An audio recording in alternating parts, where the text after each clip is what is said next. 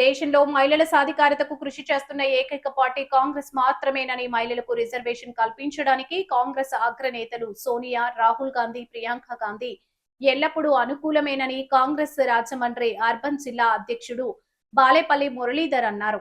మహిళా reservation bill సాకుతూ BJP ప్రభుత్వం రాజ్యాంగంలోని 131వ రాజ్యాంగ అధికారానికి సవరణ చేసి డిలిమిటేషన్ బిల్లును ఆమోదింపజేయడానికి కుట్రలు పన్నిందని ఆరోపించారు. అందుకే పార్లమెంట్లో ఇండి కూటమి ఎంపీలు ఆ బిల్లుకి వ్యతిరేకంగా ఓటు వేయటం జరిగిందన్నారు.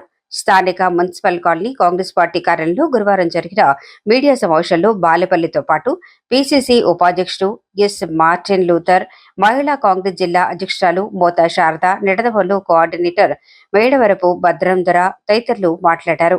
మహిళా రిజర్వేషన్ బిల్లుకి తాము వ్యతిరేకం కాదని పార్లమెంట్లో రాహుల్ గాంధీ స్పష్టం చేశారన్నారు.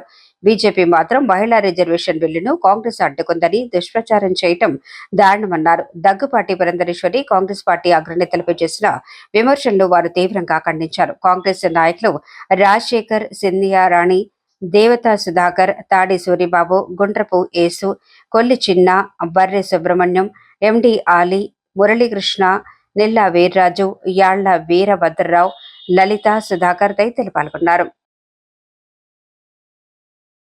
2014 వరకు కేంద్ర సహాయ మంత్రి, వాణిజ్య కార్మిక కేంద్ర సహాయ మంత్రి ఎవరు?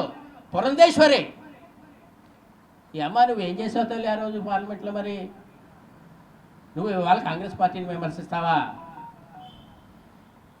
నీ తండ్రి మీద గౌరవంతో నీ పార్టీలో నీ బంధువులు నిన్ను ఆదరించిన రోజు కాంగ్రెస్ పార్టీ నిన్ను ఆడపడుచుగా భావించి నిన్ను హక్కుని చేర్చుకుని పార్టీలో జాయిన్ చేసుకుని నీకు ఎంపీ పదవి ఇచ్చి ఎంపీ గెలిచిన తర్వాత కేంద్ర కార్మిక సహాయ మంత్రి, వాణిజ్యంలో సహాయ మంత్రి పదవి ఇవ్వటం జరిగింది. నీ వాళ్ళ కంటే మేము నిన్ను హక్కుని చేర్చుకున్నాం.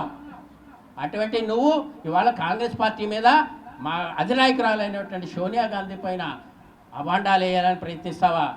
ఏమన్నా ఉందమ్మా తల్లి? విశ్వాసం ఉందా తల్లి? మరి ఆర్టికల్ 81 ద్వారా మరి డీలిమిటేషన్ చేయాలి అంటే అప్పుడు ఏదైతే 543 పార్లమెంట్ సభ్యులు ఉన్నారో అది 580 చేయాలంటే ముందు ఆర్టికల్ 81 అమెండ్మెంట్ చేయాలి.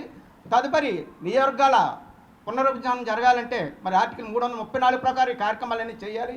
ఇవేమి జరగకుండా మరి కనీసం మహిళా బిల్లు మీద 2023 ఏప్రిల్ 15వ తారీఖున అది బిల్లు పాస్ అయితే నిన్నటి వరకు కూడా గెజిట్ పబ్లికేషన్ చేయలేదు. నిన్న ఏప్రిల్ 17వ తారీఖున దాది గెజిట్ పబ్లికేషన్ చేసి అప్పుడు 131 రాజ్యాంగ సవరణకి వెళ్ళడం ఉంచింది.